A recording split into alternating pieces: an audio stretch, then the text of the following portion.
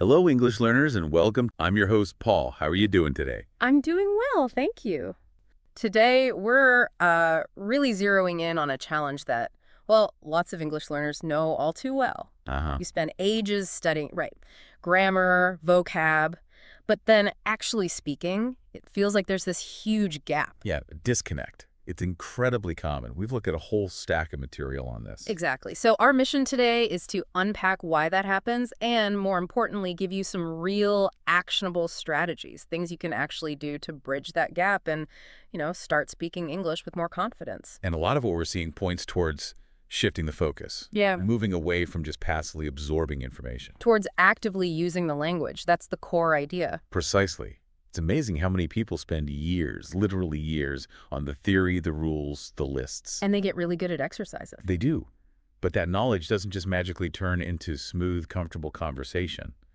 There's a missing piece. Okay, so let's dig into that. Why is there this block? I keep thinking of that analogy, like trying to learn to swim by just reading a book about it. Yeah. Huh. Yeah, that's a great one. You can understand hydrodynamics, buoyancy, different strokes, You know all the theory. but you won't actually swim until you jump in the pool and will start flailing around a bit at first. Speaking's the same. It's a physical, practical skill. Right. And there's this common idea, isn't there, that if you just study more grammar, more words, eventually fluency will just sort of happen. Yeah, the one day I'll wake up fluent myth. People think accumulating knowledge is the key. Just keep pouring it in. But that's not really how it works, is it? Based on everything we've looked at, real fluency, being able to actually use English easily in a conversation, it comes from doing. It's an active process. You build the skill through practice, not just through knowing about the language. Like, you can know 1,000 words. But if you haven't practiced putting them together, saying them out loud. They just stay locked up in your head when you actually need them. It's about activating that knowledge. Okay, so that guitar player analogy fits perfectly here too, right? Oh, definitely. The story of the two learners. Yeah. One studies all the music theory, chord structures, Yeah. scales, knows it inside out. Right. Can probably talk for hours about technique. The other one just picks up the guitar and starts playing, making noise, probably making mistakes. But actually playing. Yeah. And who learns faster? It's obvious, isn't it? The one who's actually doing the thing. And that's a huge message here. You don't need to wait until you're perfect. Absolutely not. Perfection is not the goal, especially at the start. You just need to begin. The learning happens in the practice, awkward bits and all. So if you're listening and you feel like you've studied a lot, but you're still hesitant to speak, That's probably your cue. It's time to shift focus. Consciously make speaking practice a priority. alongside the other stuff, yeah. And those first few times you try, those stumbles, Yeah. they're not failures. Not at all. They're essential steps, part of the process. Okay, so speaking is key, but there's a big hurdle for many people. Let's talk about the fear factor. Ah, yes. The fear. It's very real. What are the common anxieties we see popping up again and again? Well, the biggest one is probably the fear of making mistakes. Hands down. Yeah, definitely. Then there's the worry about being laughed at, or maybe judged, or simply not being understood. That feeling that people won't get what you're trying to say. That can be really demoralizing, can't it? That feeling of vulnerability when you're putting yourself out there in another language. It really can. Mm. But, these feelings, they're completely normal. It's part of stepping outside your comfort zone, which language learning absolutely requires. So how do we reframe that? Especially the mistake part. Well, first, realizing that perfection isn't the goal. Nobody expects flawless English from a learner. Honestly, even native speakers mess up sometimes. True. We trip over words, use weird grammar occasionally. Exactly. The real aim is communication. Can you get your message across? That's what matters most. If they understand you, you've succeeded. I like that focus. Communication over perfection. Huh. And there was that interesting point about effort appreciation. Oh, right. That's a powerful mindset shift. Think about it. If someone came up to you trying to speak your native language, but they were making mistakes, Would you mock them? Or judge them harshly? probably not, right? In most cases, you'd likely appreciate the fact they're making an effort. You'd focus on understanding them, helping them maybe, Yeah, you'd probably be quite impressed they were trying. and that same grace, that same appreciation, is usually what you'll receive when you're speaking English. People value the effort. So it's about flipping the internal script. Instead of thinking, oh no, what if I make a mistake? Try thinking, okay, every time I speak, even if I stumble, I'm actually learning something. I'm improving. Each attempt is practice. Okay, that makes sense mentally, but what about practical steps? All right. How can someone actually reduce that feeling of fear when they open their mouth? Starting small is key. Don't feel you need to launch into a complex debate right away. Right. Baby steps. Exactly. Begin with simple sentences, common phrases, stuff you use every day. Right. And honestly, talking to yourself is hugely underrated. Really, just narrating your day. Yeah. Describe what you're doing, what you see. I'm making coffee now. This bus is crowded. It builds confidence without any external pressure. Okay, what else? Practicing with a friend who's supportive, someone you trust, or even, believe it or not, speaking in front of a mirror. Just getting comfortable with the physical act of forming English words. Getting used to hearing your own voice speaking English. Precisely.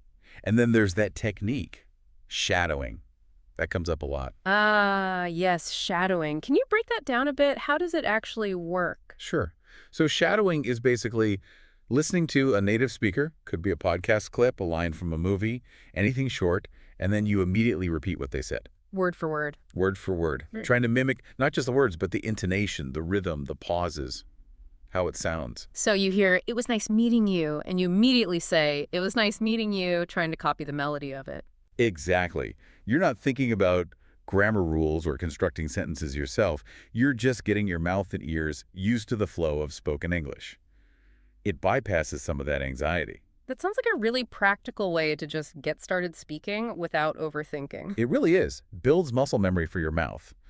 So that ties into the next big idea, speaking from day one. Right. This often feels counterintuitive. People feel like they need to reach some minimum level before they can start speaking. Like, I don't know enough words yet. Yeah, that I'm not ready yet feeling. Yeah. But the consensus in the materials we looked at is pretty clear. Start now. Use what you have right from the beginning. Even if it's just a few words and phrases. And especially then, it's about activating whatever knowledge you do have, however small it feels, making it usable. Okay, so let's get practical again. What are concrete ways someone can start speaking today, even if they feel like a total beginner? Well, we mentioned talking to yourself. That's number one for zero pressure. Narrate your actions, your thoughts, describe your surroundings. I'm opening the window, it's sunny today. Making coffee commentary. Exactly. No. Sounds silly, feels silly maybe, but it works. Then shadowing, like we just discussed. Find short audio, listen, pause, repeat. Listen, pause, repeat. Podcasts, YouTube videos, movie lines. Perfect. And another thing, embrace simple English. Don't try to be Shakespeare. Yeah. Good advice. Focus on clear, direct communication. Instead of searching for some fancy, complex way to say thank you, just say thank you very much. It works. Be clear, not complicated. Simple and effective. And then, the bigger step, speaking with actual people. Yes. As soon as you feel even slightly ready, find those opportunities. Maybe it's an online English group, finding a language partner. Or even just simple interactions if you're, say, in a tourist area where people expect different levels of English. Yeah. Ordering coffee, asking for directions. Exactly. Those little interactions build up. The main point is, don't wait. Find ways to speak now with whatever English you have. Overcoming that initial inertia is huge. Absolutely. And that leads nicely into the next point, the power of consistency. Just doing it once in a while isn't enough, is it? No, not really. Sporadic practice helps a bit, but what really moves the needle is consistency. Regular, daily practice. Even if it's short. Especially if it's short. That's often more sustainable. Think 5 or 10 minutes of focused speaking practice every day. That's way more effective than, say, 1 hour once a week. Building a habit. Exactly. Yeah. Making it part of your routine. And remember, these daily conversations don't have to be high stakes. Doesn't always have to be with a native speaker. Not at all. Practicing with friends who are also learning. Great. Joining an online group chat. Perfect. Even just consistently talking to yourself counts. Okay. And technology helps here too, right? Those language exchange apps. Oh, massively. Wow. Apps like Tandem, HelloTalk. Yeah. There are loads now. They connect you with people all over the world who want to practice. Native speakers learning your language or other English learners. Both. And the huge benefit there is you're having real, spontaneous conversations, not just reciting textbook drills. You learn how people actually talk. That sounds invaluable. What if someone feels nervous about a live call, though? Good point. A great way to ease into it is using voice messages. Lots of these apps allow it. Ah, so you can record yourself speaking, listen back maybe, then send it. Less pressure than real time. Exactly. You get speaking practice without the immediate back and forth anxiety. It's a good stepping stone. And setting small goals helps with consistency too. Definitely. Make it achievable. Like, today, I will say 5 sentences out loud in English. Or, I will have one short voice message exchange. Small wins build momentum. Okay, so consistency is crucial, but finding people to practice with, that can seem like a hurdle. Where do people actually find speaking partners? It's a common question, but there are more options than people often think. The easiest place to start: your existing network. Friends, family. Yeah. Anyone you know who speaks some English or who's also learning. Even just practicing greetings or asking simple questions with them builds confidence. Low stakes. Good starting point. Yeah. Then the online options we mentioned. Right. Those language exchange apps, HelloTalk, Tandem, Speaky, others are gold mines. They're designed specifically for this: text, voice, video, connect with learners and native speakers. And beyond the dedicated apps. Online communities. Think Facebook groups for English learners, specific subreddits on Reddit, maybe Discord servers, lots of places where people are actively looking for practice partners. You just have to look around a bit. Yeah. And if you prefer something more structured, Like a class. sort of, you can find speaking clubs or conversation groups. Platforms like Meetup sometimes have local ones. Online platforms like italki offer informal tutoring and conversation practice. Even local language schools might have conversation-focused classes. So there are options for different preferences, structured or unstructured. Definitely. But the key advice across the board: be proactive. Don't just wait for someone to message you. Exactly. Reach out. Introduce yourself. Say you're looking to practice. Suggest a time. Most people in these communities are in the same boat and happy to connect. Take the initiative. Okay. Now, shifting gears slightly. Something that happens while people are speaking or trying to speak. This habit of translating in your head. Ah, yes. The mental gymnastics of translating from your native language word by word into English. It really slows you down, doesn't it? And makes speech sound, well, unnatural. Completely. It hinders fluency because your brain is doing 2 jobs instead of 1. Yeah. And direct translations often lead to awkward or incorrect phrasing because languages just don't map perfectly onto each other. So the goal is to get to a point where you're thinking directly in English. That's the ideal, yes. Mhm. Training your brain to bypass the translation step. It sounds hard, but it's a trainable skill. How do you even start doing that? It starts small, like consciously labeling things around you directly in English. You see a chair, you think chair, not your word for chair means chair, just direct association. Cut out the middleman. Exactly. Another technique is narrating your surroundings or actions internally, but only in English. Like that talking to yourself practice, but maybe just in your head. Okay, walking down the street now, see a red car, sun is shining. Internal monologue in English. Also, using an English-only dictionary is recommended. Instead of English to your language. Right. Look up English words and read the definitions and examples in English. It forces your brain to stay within the English framework to understand meaning. That makes sense. Immerse yourself even when looking things up. And one more practical tip: try speaking your thoughts aloud in English, even when you're alone. Verbalize what you're thinking about, planning, wondering, and English sentences. Gets your brain used to forming those sentences on the fly. Exactly. It feels weird at first, definitely.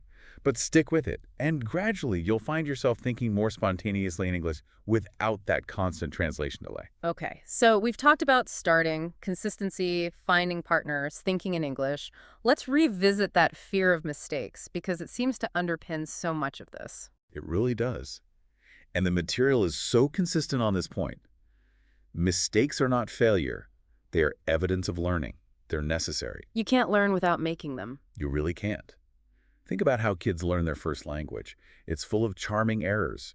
From a brain perspective, making an error and getting it corrected or self-correcting actually strengthens the learning pathway. It's part of how the brain rewires itself for the new language. And we need to remember, even native speakers aren't perfect communicators all the time. Absolutely not. We stumble, we misspeak, we use filler words. It's normal. So the pressure learners put on themselves for perfection is often misplaced. Keep speaking, learn from errors, move on. It's that mindset shift again, isn't it? Instead of, oh no, I messed up, I'm terrible at this. Try to reframe it as, oh, okay, interesting. I used the wrong word there. Good to know. Or, okay, that sentence structure was a bit off. How can I say it better next time? See it as data, not judgment. And viewing correction as helpful, not critical, if someone offers a correction. Try to see it as a gift. They're helping you improve, Hmm. It's not meant to embarrass you, usually. It's meant to clarify or guide. Right. And ultimately, the more you practice speaking, the better you get. The more confident you become. And the less scary making a mistake feels. It's a cycle. A positive feedback loop. Practice builds confidence. Confidence No. reduces fear. Reduced fear makes practice easier. Okay.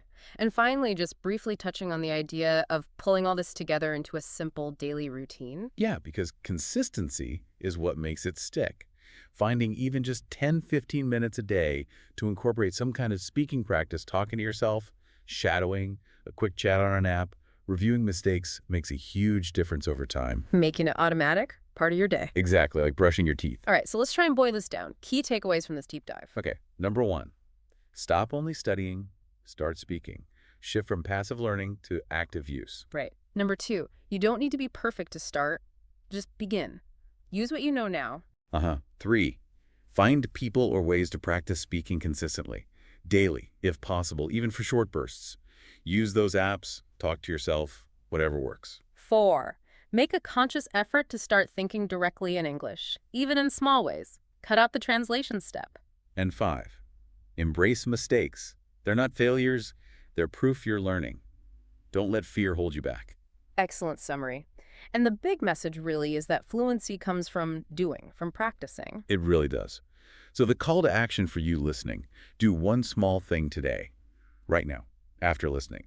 Say one sentence out loud in English. Anything, just start. We genuinely believe you can do this. With consistent effort and the right mindset, you absolutely can improve your spoken English.